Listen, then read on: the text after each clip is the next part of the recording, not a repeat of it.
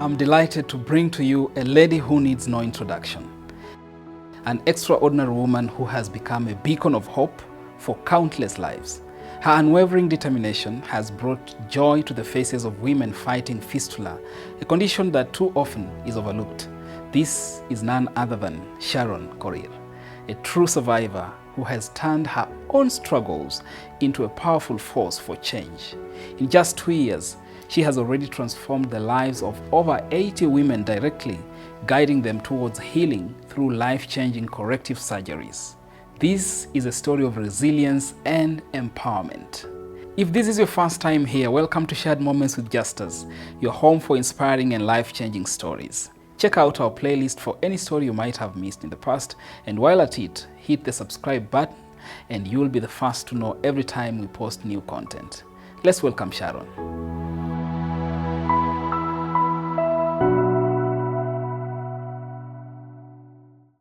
Thank you so much for having me.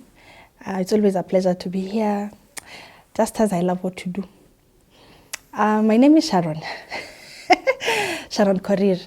I'm a mother of 2 sons. I'm a lawyer by profession. I'm also the founder of A Woman Fistula Foundation. Just as fistula is real. When I went through the experience and when I walked the journey to the healing process, it's intense. Fistula is a disease compared to no other because, as I always say, it makes you feel like dead alive. And once I went through the experience, I got the healing. God gave me the burden to start off the experience, my foundation, A Woman Fistula Foundation. I got criticized. I got stigmatized even in the workspace. Yeah. When the first time I was featured in Daily Nation, actually just Saturday Nation, I got comments, all sorts of comments. Why are you airing your dirty linen in public? Such a beautiful girl having fistula. What? We only thought it was for the poor.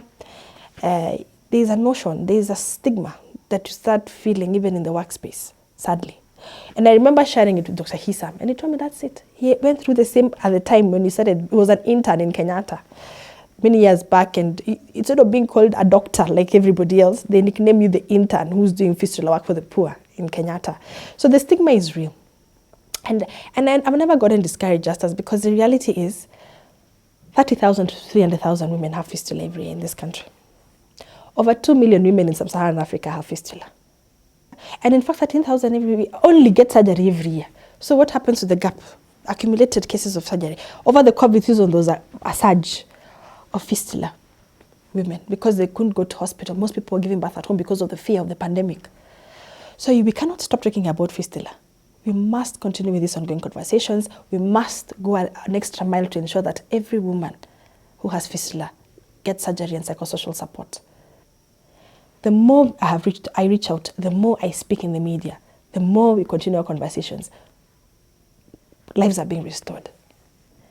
Families are being restored. Fistula affects the husband and the wife and the children. It's a whole society. And one thing for sure is the woman is the backbone of the society. When a woman is down, the whole family is down and the society is down.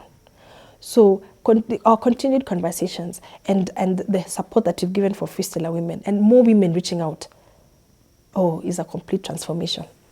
So yeah, I'm happy. I'm happy I'm living purpose, and I'm happy I'm living my destiny.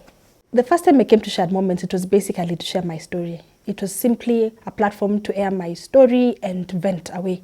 It was a way of giving me mental healing because I was depressed. I was still going through the healing process. It was more like a platform just to share. And for sure, 2 years down, I can tell you it was the best decision I ever made. Coming to Shared Moments has helped many women reach out. The audience has been remarkable. The calls, the texts, the comments in the comment section has been very, very encouraging. When I came here and you aired for the first time, and the number of viewers that heard my story, many people reacted positively. Others related to friends and relatives who have fistula. Others even got in touch with me right from Netherlands, sharing their experience and wanting to just share with someone who's been there before, just to connect, to feel like they're not alone. So I got a lot of positive responses at the time, and one of the lady who, as I said, was in Netherlands, managed to get surgery in Netherlands, and then the surgery failed. we had moments of, again, talking and debriefing, and, because she was really down. It wasn't easy. Leaking urine is not easy, and especially when it's uncontrollable and there's no end to it, it can be really devastating for a woman. So she went back again for surgery second time. And as we're talking right now, she's fine. She's gone back to work, and life has gone back to normalcy. Then also many women have reached out, and even support, in terms of support. What can we come in to support? There's a lady who is in the US who even contributes financially towards the foundation because they had our story in shared moments. So there's been impact. And then it's given us also more like trust, when when we got our partnership with the University of Manchester. They reached out after watching our videos and also checking out our website, and they're like, they want to support financially, they want to support in kind. And just to say, we managed to get 50 boxes of incontinent pads from the UK.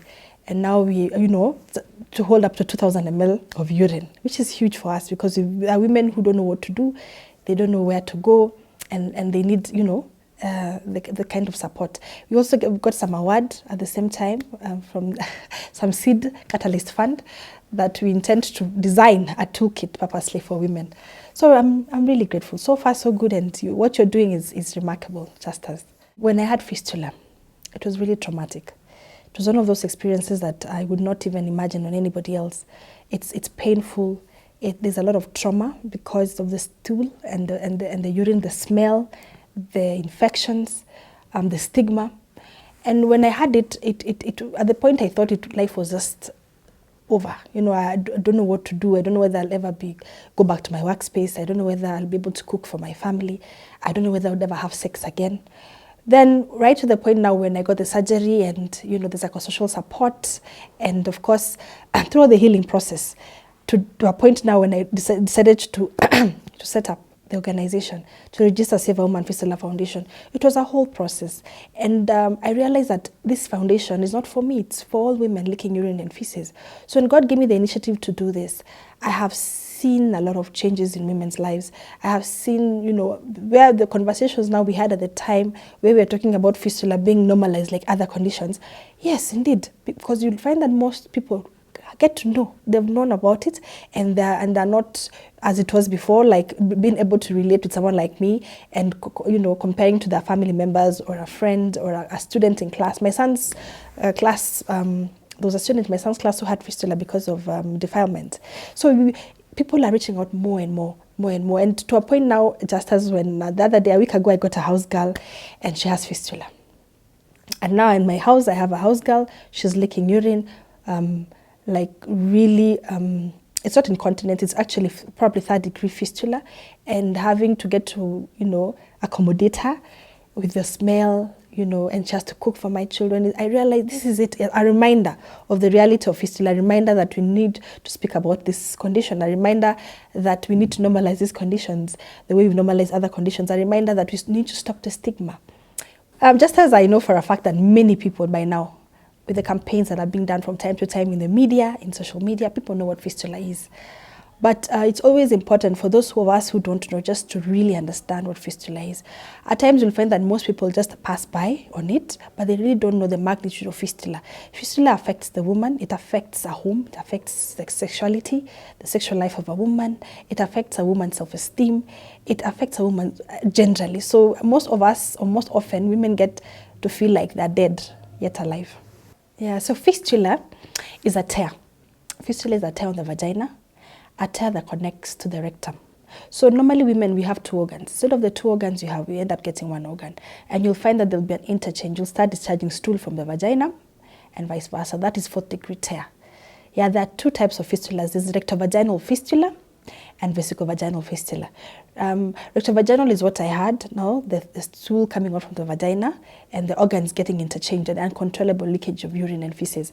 So the vesicovaginal, on the other hand, is continuous leakage of urine.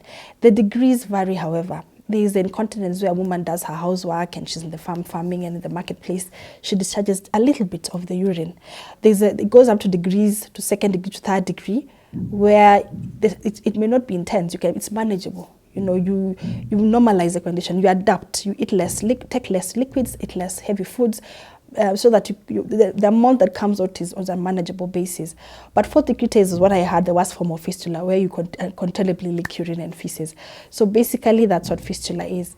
And normally there's no other shortcut with fistula. You have to get corrective surgery to get healing. The reality is fistula surgery is very expensive, and most hospitals, of course, will have to give you a cost budget, and majority of the women who have fistula are the poor, the indigent women who cannot be able to afford. So sadly, you'll find that women live with it for over 30, 40 years. Others even don't even know that they have the condition. They probably associate it with witchcraft. That's the saddest part in the villages. And you'll find that most women who get this condition are prone to areas where there is no proper healthcare services. They deliver their kids at home. They deliver their kids without a proper healthcare provider. So the tears are prone in such areas like in Kajiado West, in Kisii, in the rural areas. It's very unfortunate that we only have a few stakeholders who give support. Yeah, we have stakeholders who give support to fund these surgeries, and we really appeal to the government to support more through the Ministry of Health so that our women can get surgeries and proper psychosocial support all the way to the healing process and to the healing, total healing. I thank God for the opportunity that He's given me to support women with fistula. For me, I call it a ministry. It's like a calling. For me, I take it as a burden that God has given me. Yeah, and every day it's a privilege to listen to stories, to listen to calls, endless calls with women, and just sharing on how fistula has made them feel, how it's affected their sex life, and how we need to, understand that it's all mental. Yeah, how they don't even know how they're going to go back to work in the morning because after surgery, back again to square one. They're still leaking urine and feces. So it's been a journey since the launch now, as we mark our 2nd anniversary. And I would tell you the main stories I've had, the main survivors who've gone through this have shared that are normally it's very sad. It's actually very sad. A girl calling you from Saudi, especially she has to sneak into her room because she's a house girl. And she's been told by her employer, don't use our Wi-Fi. They even changed password. So she struggles through the children to get the right password, to call you just to tell you how bad she's feeling, to tell you how she's leaking, urine uncontrollably, and at the same time she has to be in the kitchen to clean up. The little time she can go to the toilet to help herself is barely enough because her employer is all over. You're being rude. Unafanya nini? Like what are you doing in the bedroom? Why are you being rude? They take it up like you're being rude, and at the other time you're trying to be away from them because of the smell, because of the uncontrollable urine that you're dealing with, because of the psychological aspect of it. It's weighing you down, and the itchiness and the infections. And this girl also was telling me in the morning, one of the employer's kids take so long in the toilet. So by the time she's going to the loo, she's really messed herself. Back again to square one to try and go back to the room to change, to clean up because of the smell of the urine. Such an experience was hard. When you get to listen to that lady and she's telling you, whisper, I'll call you at this time. If I don't call you, I'll text just to share how I'm feeling. I'm feeling so low. And the way she's being mistreated by that employer, even the food intake is a problem in Saudi. Even the fact that you have to go out to buy sanitary towels to sustain is a challenge at that time.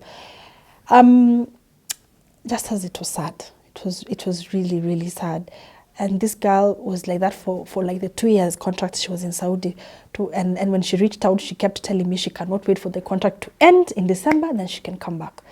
And she was telling me, maybe she may be allowed, may not be allowed to come. So it was really agitated. She was at a point where she was giving up.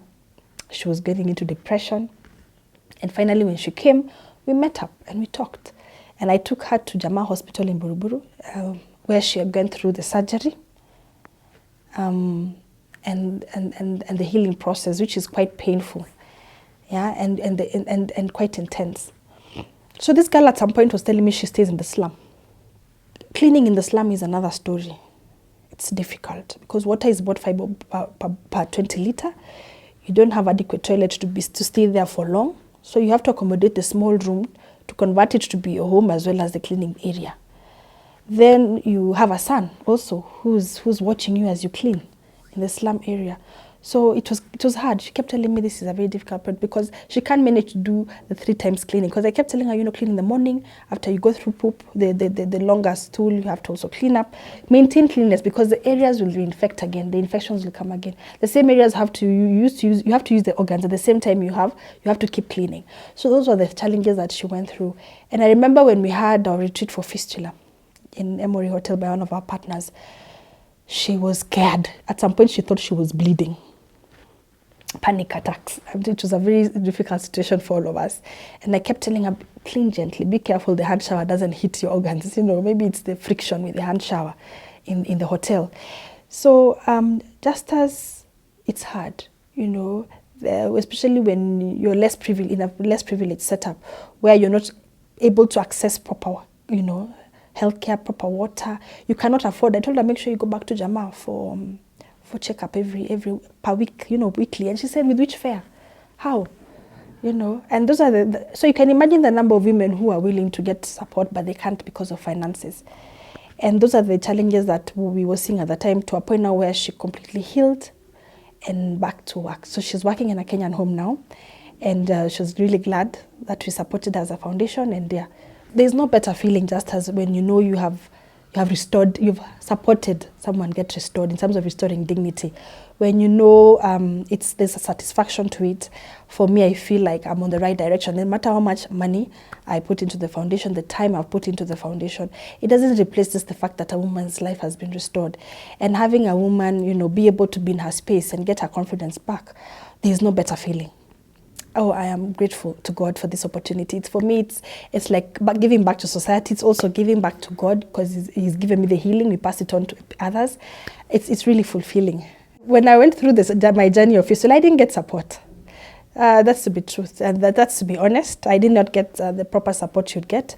For one, I didn't tell anybody about it. I was very reserved, very secluded, very aloof from people. I was literally like shocked. First, I was even shocked that stool was coming out from my vagina. How can stool come out from my vagina? It was trauma. Then the process of now being able to, internalize that that's the reality and sharing it to the sister-in-law who supported me at the time was a process. It was hard. Then going back to hospital after being in a hospital for 21 days again was another process again. And then throughout the healing process, I barely told people, even my family members. One, how do you start? Secondly, they don't understand. Those are the things. Fourth, I'm hurt. So why? Why did my son have to go through blood exchange? Then why do you allow me to go through again fistula, then surgery again? What is it that I've done? I was going through a lot of mixed emotions. And God through that experience, God knew why. Because now I really relate with such women, and I always look at it like a privilege to be able to be close into their lives. And even if you do hours of stretch with the lady we did in Netherlands, hours of a stretch of just speaking on video calls, just talking about the same things in different words, just to be able to help her because she's so stressed she had to resign her workspace. She doesn't know whether she'll ever be fine again. She misses home. She misses Kenya because she feels like the hospitals in Kenya and the doctors in Kenya will do a better job so that she doesn't have to do surgeries over and over. This is a woman who... she can't even cook for her family anymore. Her kids are watching the mother sink into depression. So she was stressed. She was really stressed at the time. Financially, as a mother, it was really weighing her down. And we could talk over and over and over for hours. And we are hoping that even as we move forward, we're going to reach out to more and more women. We reached out to one of our partners that we did want to... I got a communication. I got this communication on social media from a healthcare provider in Kajiado, who told me so far when he does in his clinics, so many women come with cases of fistula, and he would really like it if we could host us there for a campaign. So I was like, why not? So we did. We had this meeting with the board members. We agreed on the strategy, and we sought for support from our partners, and we went to Kajiado, Oltepesi, about a few hours from here, more like 2 hours from where we stay. From here, a couple of hours, not far. And we went and we did a camp, reaching out to 150 women, and we did it in a church. We started speaking about the fistula. I remember the women who were there were intrigued, like, what? So we had I had to speak it out, and we had a translator who was converting it to Maasai language. And let me tell you, there are a couple of ladies who showed up. 2 or 3 were midwives. And they acknowledged that actually fistula is rampant in Kajiado because of the smell and the noise. Because normally when you walk, you fart. You fart like you're farting, like some noise from the vagina because of the air space. So they acknowledged that fistula is actually rampant. And they were saying most people there get fistula because they had cattle. They're in the bush, like the wild, trying to look for food, trying to farm. So such women get fistula because they deliver right where they're looking after the cattle. And others even give birth at home through the midwives, and without the proper support, they get fistula. And we were of the view that, once you detect a woman has fistula, please reach out to us. Secondly, we need to avoid women giving birth at home. Why don't we have women getting their kids in proper healthcare facilities? Then at the same center, you will find that there are women who had, out of 150 women, just as 4 had fistula. Yes, 4. And we normally say the ratio of fistula is 1 woman to 100. In every 100 women, there is 1 who has fistula. It got me thinking, if you target Kajiado, the whole of Kajiado to Oltepesi to Koroi, meaning we can get more women in numbers who are suffering in silence. So the reality of fistula in Masaland is real. We had to have now the healthcare provider, the one who invited us, our host, agree on the date that they would come together in all of them at once in the vehicle, bring them to Jamal Hospital for the surgery. They came and they got the surgery. And then back again to the village for healing. Sadly, 2 women there didn't get proper healing. Why? The distance between the homes and the river is lengthy. So by the time they're getting water to clean, and are you getting water to clean or are you getting water to cook for your family? You'll find that leaking again starts again because of the infections and because of the environment in Oltepesi.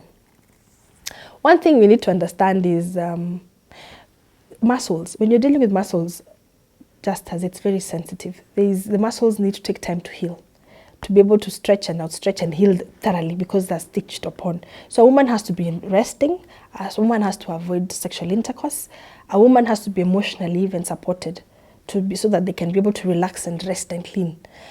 Such an environment like Oltepesi, that doesn't happen, especially in the 40 kilometers away from the sources of water where they have to take, they're outstretched 10 kilometers away to the nearest stream.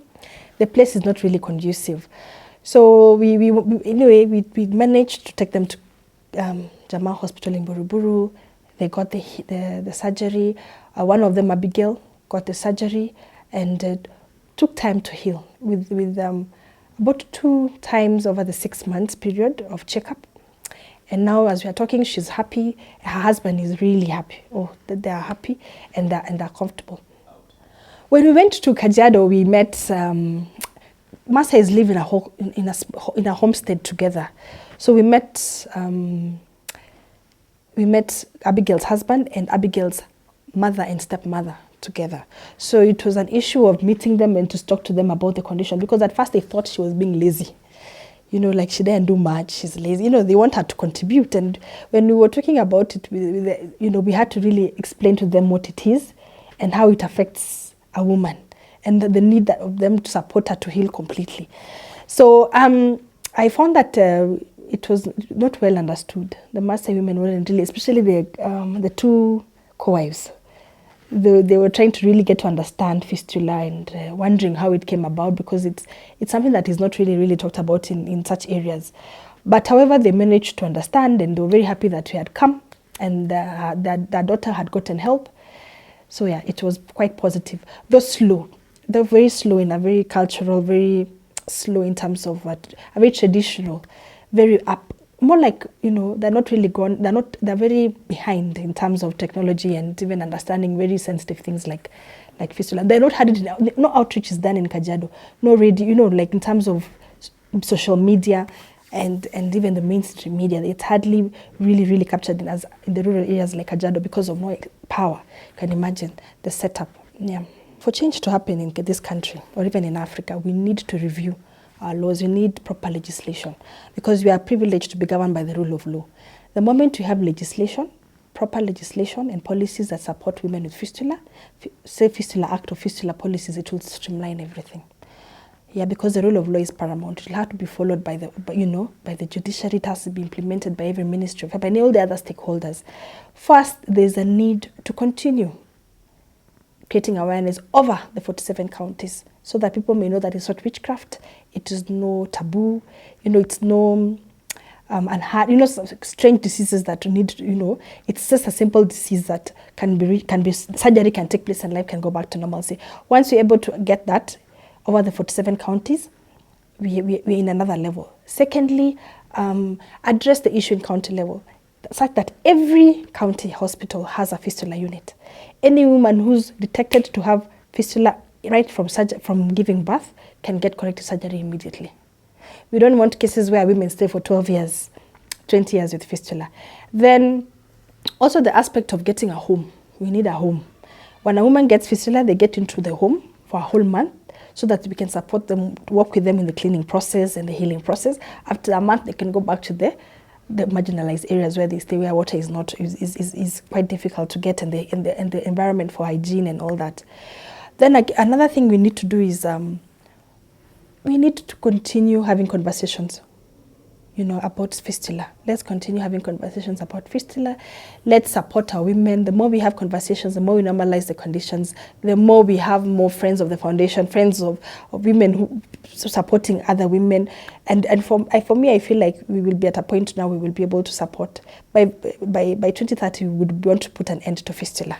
Our foundation, Justus, is 2 years old. Yeah, it's now turning 2. And so far, we have we've been able to achieve quite a lot within the 2, which we thank God for. However, we intend to do more, even as we move. So as a foundation, we want to support more and more women, because the reality is out of 100, as I've said, 1 woman has fistula. At the same time, we also need to continue conversations in the social media, in the media, having more partnerships with all the mainstream media, that at least episodes of fistula can be running, documentaries of fistula can be running from time to time. The more we normalize it, it's bringing it out, the better. Then we'd also want to get support from the Ministry of Health. The moment we get support from the Ministry of Health, it will be able and allocated a budget onto fistula.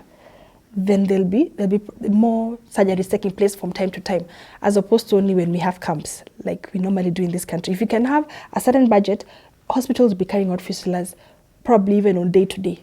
The only hospitals that carry out fistula surgeries are the ones that are supported by organizations or NGOs out of country.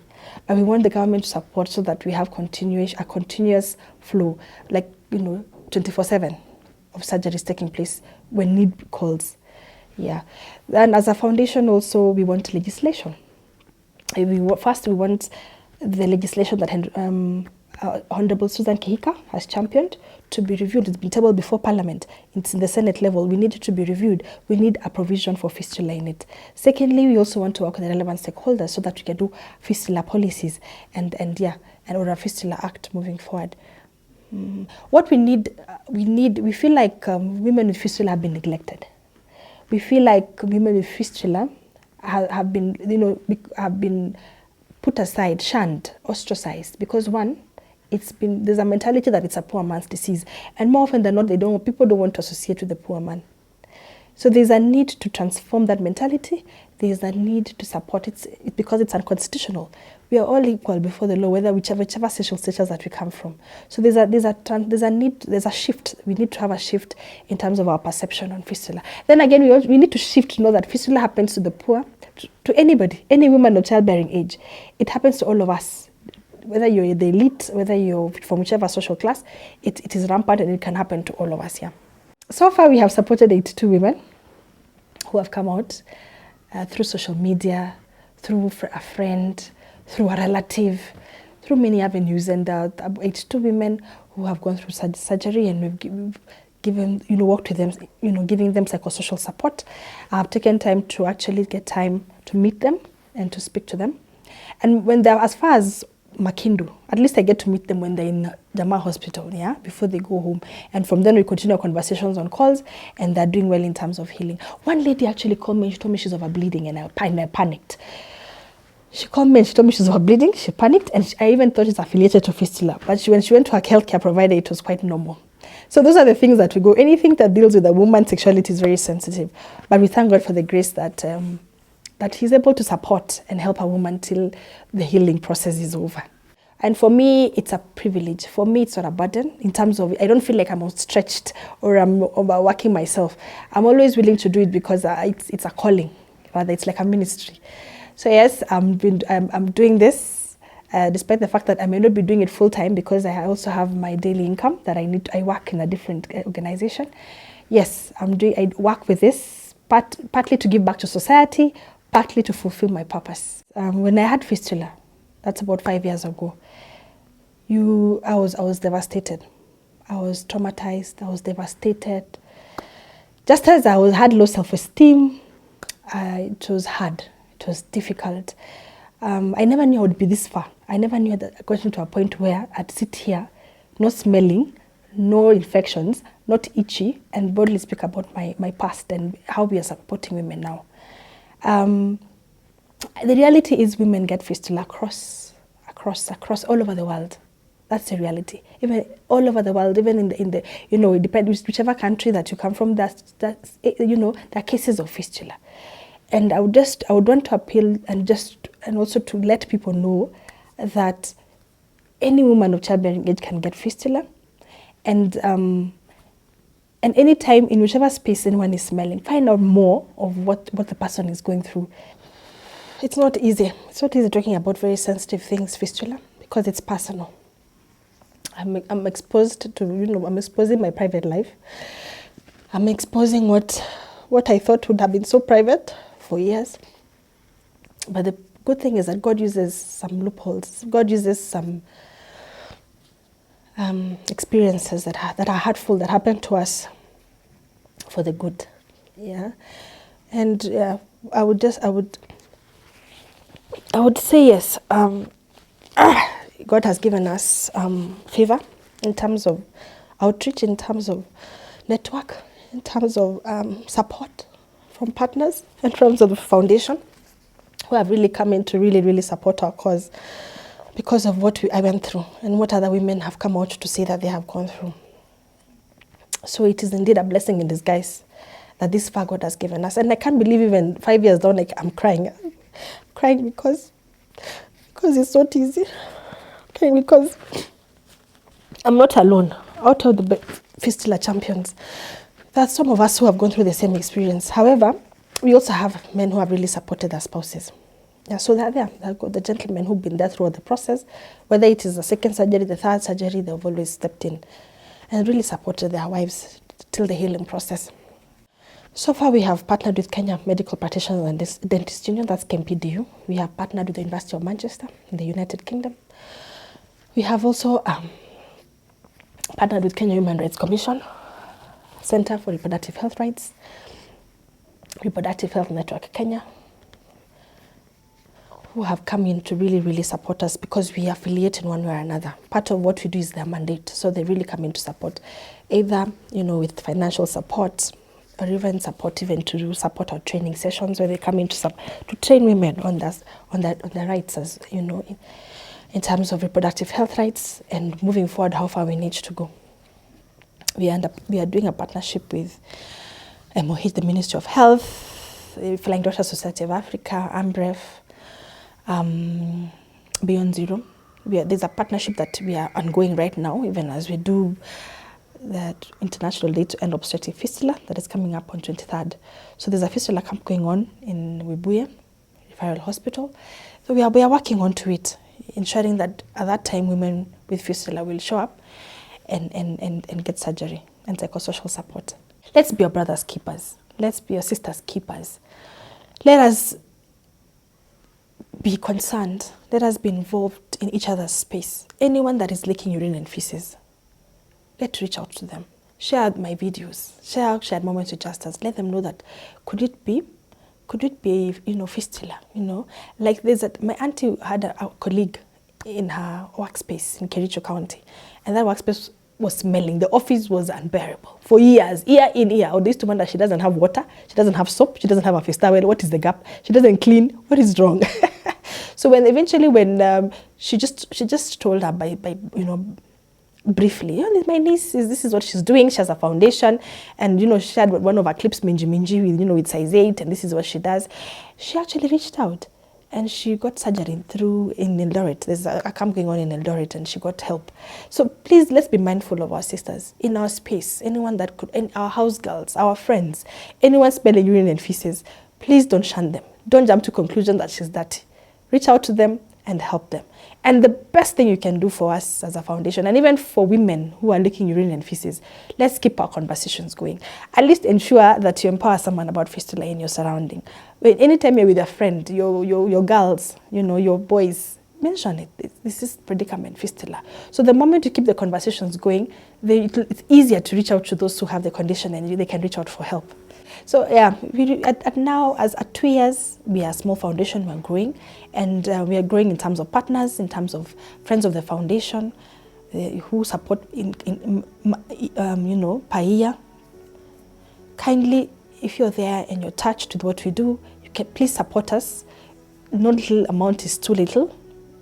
Reach us out using our website, or also using the pay bill number. You can support us, and we'll be grateful.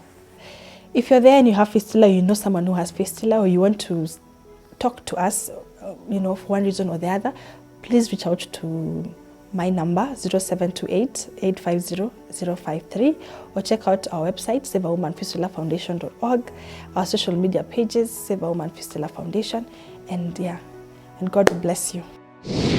Thanks, Sharon, for sharing and for the tremendous work you're doing. And thank you for watching.